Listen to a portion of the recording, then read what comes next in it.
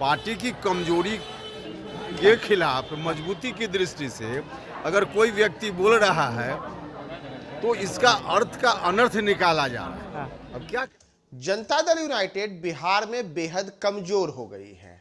ललन सिंह के अध्यक्ष बनने के बाद भी जनता दल यूनाइटेड का संगठन कोई बड़े स्तर पर मजबूत नहीं हुआ है और ना ही मुख्यमंत्री नीतीश कुमार के एनडीए से नाता तोड़कर महागठबंधन के साथ सरकार बनाने से जदयू की कोई सूरत बदली है। जी हां, ऐसा कहना है उपेंद्र कुशवाहा का। नमस्कार, आप देख रहे हैं न्यूज 4 नेशन और मैं हूं प्रियदर्शन। और जदयू की जिस कमजोरी की बात हो रही है उसके लेकर के आज उपेंद्र कुशवाहा ने बड़ा बयान दिया है।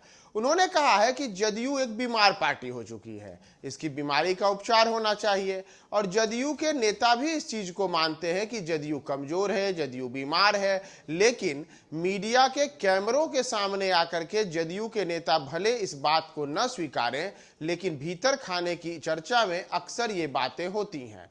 दरअसल उपेंद्र कुशवाहा आज ही दिल्ली से पटना लौटे हैं। उपेंद्र कुशवाहा पिछले कुछ दिनों से अपने रेगुलर चेकअप कराने के लिए दिल्ली के एम्स में भर्ती थे। वहां उनके दिल्ली में भर्ती होने के बाद बिहार की सियासत में उन्हें लेकर के कई प्रकार की खबरें सामने आई और यहां तक कहा गया कि वो जदयू छोड़ रहे हैं। तो जदयू छोड़ने के उनके सवाल, जब उनसे सवाल किया गया तो उन्हीं सवालों के जवाब देते हुए उपेंद्र कुशवाहा ने आज जदयू की कमजोरी का जिक्र किया। उन्होंने बताया कि वो जदयू नहीं छोड़ रहे हैं, बल्कि वो जदयू में ही है, जदयू में ही रहेंगे और जदयू में रहते हुए उनका मानना है कि जदयू को मजबूत करना है, जदयू को नंबर 1 पार्टी बनानी है, उसी जदयू को जो जदयू बीमार है। उपेंद्र कुशवाहा ने कहा कि मुझे यह स्वीकारने में कोई हर्ज नहीं है कि जदयू कमजोर है, भले ही हमारे दल के अन्य नेता जो बोले, लेकिन आपके मीडिया के कैमरों के सामने भले हमारे दल के नेता न बोले कि जदयू कमजोर है, लेकिन भीतर खाने की चर्चा में अक्सर ये बातें होती हैं कि जदयू का संगठन किस तरीके से कमजोर हुआ है। उपेंद्र कुशवाहा ने अपनी पार्टी की कमजोरियों को पूरी तरीके से आज मीडिया के सामने गिनाई।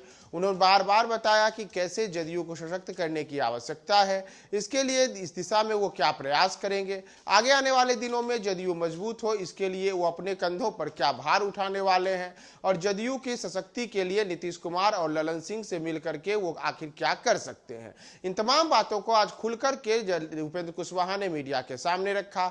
तो जदयू की कमजोरी और जदयू को मजबूत करने के लिए उनके दिमाग में क्या बातें चल रही हैं, इन सब बातों को उन्होंने आज क्या बोला है, हम छोड़े जाते हैं उनके बयान के साथ। कमजोर हो रही है सर, कैसे कह सकते हैं? कुशवाहा जी, आरएलएसपी जो आपकी पार्टी थी उसका सिंबल अभी भी फ्रीज नहीं हुआ, क्या एक बार फिर से पार्टी को जिंदा करने की संभावना है क्या? देखिए, खामखा कुछ लोग तूल दे रहे हैं, जिस बात की कोई चर्चा नहीं है उसको लोग तूल दे रहे हैं। पार्टी की कमजोरी के खिलाफ मजबूती की दृष्टि से अगर कोई व्यक्ति बोल रहा है तो इसका अर्थ का अनर्थ निकाला जा रहा है। अब क्या कहा जाए इसको? तो कमजोरी आपको कैसे दिख रही है सर? अरे भैया, कमजोरी दिख रही है कैसे? ही सब लोग, एक एक व्यक्ति, हमारी पार्टी के जो भी नेता हैं, अधिकांश लोग सबसे अलग अलग व्यक्तिगत रूप से बातचीत कर लीजिए। अच्छा। तो सब लोग इस बात को बोलेंगे। अलग बात है कि सब लोग मीडिया के सामने, कैमरा के सामने नहीं बोलते हैं, लेकिन सच यही है।